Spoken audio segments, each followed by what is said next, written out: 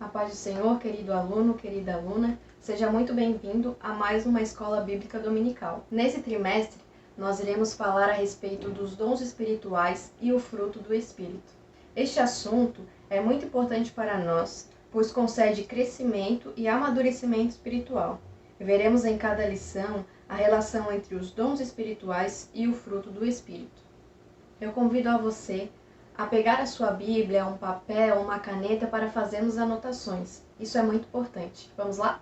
A lição de número 1 tem como tema a manifestação do Espírito na igreja.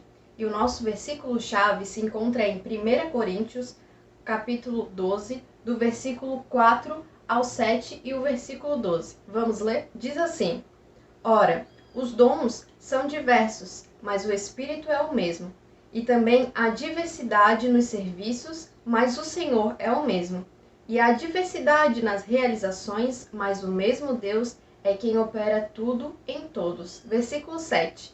A manifestação do Espírito é concedida a cada um, visando a um fim proveitoso. Agora vamos para o versículo 12, que diz assim: Porque, assim como um corpo é um e tem muitos membros, e todos os membros, sendo muitos, constituem um só corpo, assim também com respeito a Cristo. Pois bem, sabemos que todas as promessas que Deus fez para o seu povo, elas foram cumpridas. E uma dessas promessas é o derramamento do Espírito Santo. No livro de Joel, capítulo 2, versículo 28, vai dizer isso. Abra sua Bíblia e vamos ler. Joel, capítulo 2, e versículo 28 e 29. Diz assim: E acontecerá, depois que derramarei o meu espírito sobre toda a carne, vossos filhos e vossas filhas profetizarão, vossos velhos sonharão e vossos jovens terão visões. Até sobre os servos e sobre as servas derramarei o meu espírito naqueles dias. A partir de então, os tempos foram passando e essa promessa ainda ficou de pé. Jesus, ele veio ao mundo e implantou o seu reino sobre a terra. Ele operou milagres, maravilhas, ensinou seus discípulos, pregou às multidões e, pela vontade do Pai, ele é levado à morte de cruz, lá em João 13,16, porque Deus amou o mundo de tal maneira que entregou o seu Filho unigênito, para que todo aquele que nele crê não morresse, não pereça, mas tenha a vida eterna. Um ponto importante é que depois que Jesus morre, os discípulos sentem a dor da perda do seu mestre.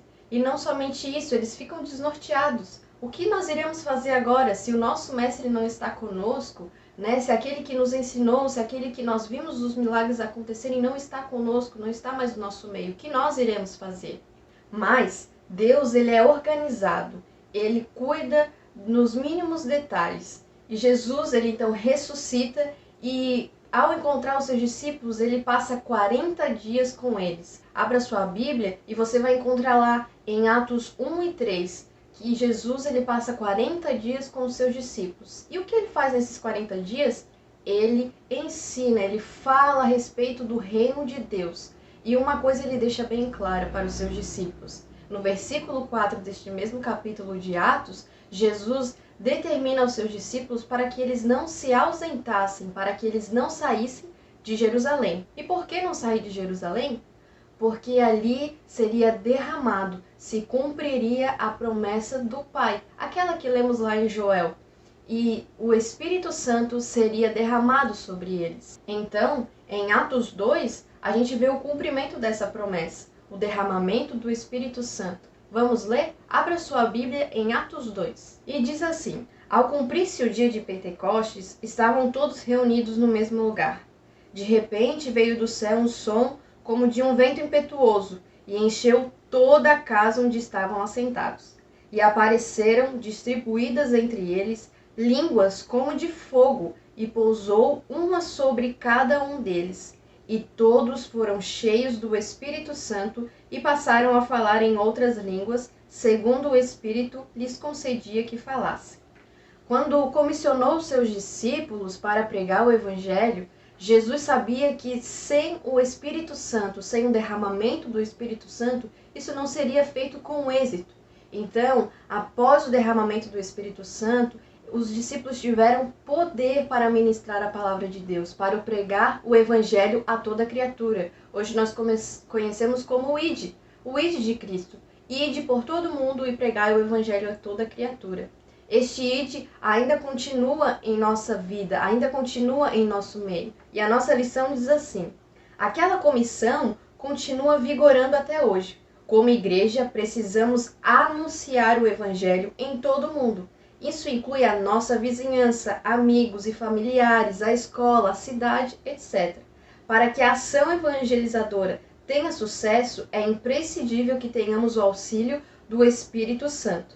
Por isso, precisamos despertar em nosso coração o desejo pelo revestimento do poder que vem do alto, e havendo recebido a chama pentecostal, jamais permitir que ela se apague. Então, meu querido amigo, meu querido aluno, você precisa arder no seu coração, você precisa despertar em seu coração, como mencionamos, o desejo pelo revestimento do Espírito Santo, para que o ID continue valendo, para que o ID continue sendo propagado em nosso meio, seja na sua casa, seja na sua vizinhança, na sua escola, aonde você estiver. Vamos para o tópico número 1 da lição. O Espírito manifesta o poder de Deus. A palavra poder, nesse contexto, ela vem do grego, que significa dunamis, que significa poder, força, o poder explosivo do Espírito Santo. Este poder, manifesto somente pelo Espírito Santo, concedeu aos discípulos a ousadia para testemunhar e evangelizar, para fazer o ID com coragem e temor. A lição nos diz assim: ainda hoje, este poder está à nossa disposição. Basta apenas crermos e buscarmos essa experiência tão maravilhosa, pois de acordo com o relato de Atos 2:39, essa promessa é para todas as gerações, seja para o que estão perto ou para os que estão longe, a todos quanto Deus chamar. Pense comigo, quando você aceita Jesus Cristo, você passa pelo discipulado, você é ensinado. E a partir disso, você aceita a descer as águas, como nós dizemos, né? O batismo pelas águas. E ali você deixa o seu velho homem para trás e nasce uma nova criatura. A partir de então, é que buscamos pelo batismo com o Espírito Santo. Mas o que seria o batismo com o Espírito Santo? É isso que nós vemos, é o revestimento do poder que vem do alto. Para que nós possamos ser revestidos, nós temos que buscar o batismo com o Espírito Santo. Não importa a idade, não importa o tamanho, não importa da família que você vem, você precisa despertar em seu coração o desejo de buscar o batismo com o Espírito Santo. Vamos para o tópico número 2, que diz assim: o Espírito revela a sabedoria divina. Quando nos deparamos com um desafio da caminhada cristã, percebemos o quanto precisamos da sabedoria de Deus para não errar o caminho. Nessa árdua caminhada, precisamos ser sábios, e a Bíblia diz que se alguém tem falta de sabedoria, peça a Deus, que Ele, de forma generosa, concede. Além disso, também precisamos dos ensinamentos de Jesus, que são dados pelo Espírito Santo. São palavras que nos orientam rumo ao centro da vontade de Deus. Abra sua Bíblia em João 16:13. Diz assim: quando vier, porém, o Espírito da verdade, ele vos guiará a toda a verdade. Porque não falará por si mesmo, mas dirá tudo o que tiver ouvido e vos anunciará as coisas que hão de vir. Toda a verdade e a prática dela se garantem pela revelação do Espírito por meio das Escrituras. Entenda que tudo isso está disponível a nós, basta buscarmos. Quando nós somos revestidos do poder de Deus, não é somente para falar em novas línguas, mas é para entender a palavra de Deus através da revelação do Espírito Santo, para que você compreenda o que o Espírito está dizendo através da sua palavra. Pense comigo, uma criança, quem é que toma as decisões por ela? São seus pais, certo? Mas a partir do momento em que essa criança cresce e passa a ter consciência do que é certo, do que é errado, do que ela pode fazer, do que ela não pode fazer, quem toma as decisões por ela? É ela mesma. E há certos momentos da vida, das nossas vidas, em que nós não sabemos o que fazer, nós não sabemos qual decisão tomar. E é aí que precisamos, e é aí que necessitamos, não somente nas decisões, mas todos os dias, do Espírito Santo em nossa vida. A lição diz assim, a falta de experiência na vida torna esta tarefa um pouco arriscada, mas graças à promessa de Deus em enviar o Espírito Santo da verdade, podemos sentir os preciosos conselhos de Jesus queimando o nosso coração. Então, um dos conselhos que nós podemos encontrar é através da Bíblia Sagrada. Há também outros meios em que o Espírito Santo usa para nos aconselhar. Sabe aonde? Os nossos pais. Eles já tiveram suas experiências, quem sabe já passaram pelas mesmas coisas que você talvez esteja passando hoje. E às vezes eles nos dão conselho. E por pensarmos, mas isso já passou, isso foi naquela época, a gente não dá ouvidos. Mas cuidado, o Espírito Santo pode estar usando o seu pai, pode estar usando a sua mãe para falar com você. Não despreze os conselhos de seu pai, os conselhos da sua mãe. Quem sabe eles não sejam aplicados hoje, mas futuramente eles serão. Outro exemplo é o seu líder, seu pastor. Eles também são usados para nos aconselhar, para nos orientar, para nos guiar à luz da palavra de Deus. Então, fique atento. O Espírito Santo está falando conosco em todos os momentos. Abra os seus ouvidos. Ore, peça a Deus a sensibilidade de ouvir a sua voz, seja através da palavra de Deus ou seja através da vida de alguém. E vamos para o tópico número 3, que tem como título: O Espírito transmite a mensagem de Deus. Além de revelar a sabedoria de Deus, o Espírito Santo atua por intermédio do ensinamento da verdade. Enquanto dava as últimas instruções aos seus discípulos, Jesus afirmou que quando o Espírito da verdade viesse, ele teria a incumbência de ensinar o que é verdadeiro aos seus discípulos. Ele não falaria de si mesmo, como nós lemos, mas anunciaria todas as coisas que estão para acontecer. Essa palavra se cumpriu. Hoje, o Espírito Santo nos revela a verdade de Deus que está contida em sua palavra e que só pode ser vivificada e transmitida com efeito se for por intermédio do seu Espírito. Nós vimos lá no início que os discípulos, após a morte de Jesus, ficaram abalados, ficaram preocupados, ficaram desnorteados. Mas o que transformou a vida deles ao longo desse período em que nós vimos? Foi o derramamento do Espírito Santo. Eles foram capacitados pelo Espírito Santo para prosseguirem a mensagem do Evangelho, o ID de Deus. E em Atos 2, no versículo 14, a gente vai ver que Pedro ele dá um discurso.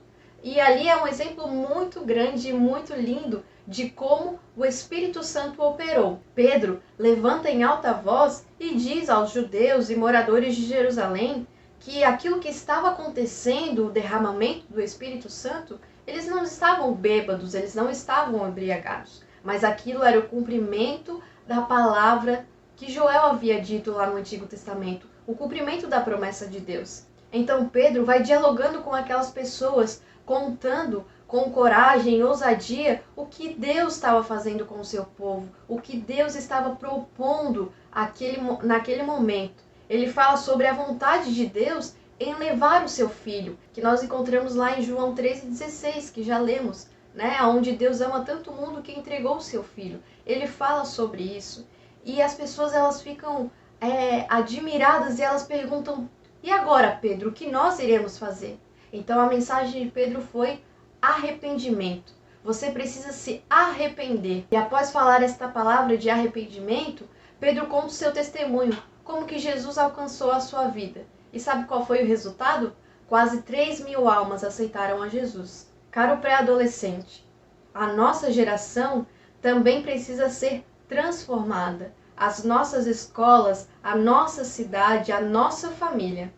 Quando lemos a história dos discípulos de Cristo, nós também somos inspirados a clamar pela capacitação do mesmo Espírito, para que nos use com a mesma ousadia na transmissão da mensagem de Deus, pois somente Ele pode transformar a nossa vida a fim de nos fazer instrumentos da sua vontade.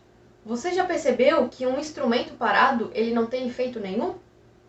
Você já parou para pensar que o seu violão, quando ele está guardado na capa, ou quem sabe você deixa ele guardado no seu quarto em um pedestal, ele não tem efeito nenhum?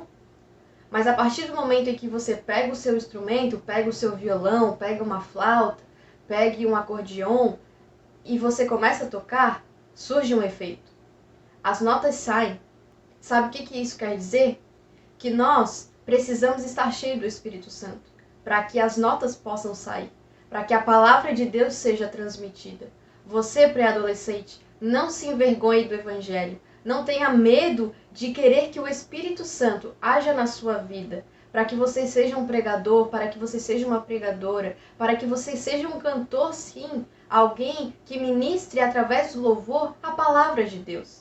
Não se envergonhe, porque talvez você pode pensar, mas eu sou pequeno, quem sabe, mas eu tenho apenas 12 anos, eu acho que tem muita coisa ainda para acontecer na minha vida. Não, Jesus está voltando. E o que Ele mais quer de nós é que sejamos usados, sim, para transmitir a sua palavra. Mas isso a partir do momento em que eu estiver cheio do Espírito Santo. A partir do momento em que a luz da palavra, ela esclareça em minha vida. As decisões que preciso tomar, as atitudes e ações que preciso fazer perante uma situação que acontecerá, para que eu possa ser alguém diferente, seja na minha casa, na escola, aonde eu estiver. E se você, quem sabe, já está com o coração ardendo, já foi batizado com o Espírito Santo, saiba que Deus espera por você para fazer aquilo que está proposto a você fazer, aquilo que Deus concedeu. Já houve um arrependimento na sua vida? Você já se entregou a Cristo? Já se batizou nas águas? Ainda não foi batizado com o Espírito Santo? Então busque, ore, dobre os seus joelhos e clame a Deus. Não tenha vergonha disso. Você vai ver o que Deus pode fazer através da sua vida, dentro da sua casa. Você é muito especial, você é importante para Deus e Ele conta com você, pré-adolescente. Lembre-se que o ID continua valendo e o nosso coração ele precisa despertar para o revestimento do Espírito Santo. Você foi chamado, nunca se esqueça disso. Deus ama muito você. Deus abençoe e até a próxima. Tchau!